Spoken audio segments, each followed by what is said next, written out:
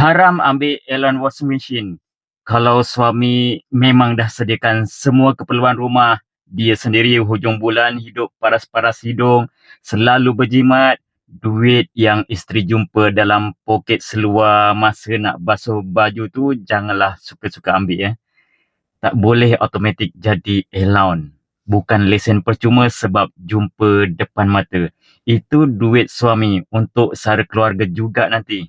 Jangan buat ayat sedapkan hati macam, alah sikit je. Dia tak perasan pun. Hari ni ambil RM5, esok 10. Lama-lama jadi tabiat.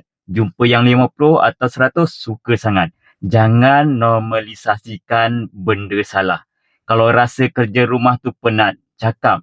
Kalau rasa perlu duit lebih, bincang. Jangan senyap-senyap ambil lepas tu rebrand jadi allowance. Kami ni raya pakai baju tahun lepas-lepas pun okey je. Tak perlu beli baru tiap tahun. Kalau nak belikan, cakaplah elok-elok. Jangan pakai duit yang dikumpul daripada poket seluarnya. Nak baju Melayu cantik, harga tak mahal, suami mesti suka pakai walau bukan masa raya, klik link di bio saya. Mesti tak menyesal belikan.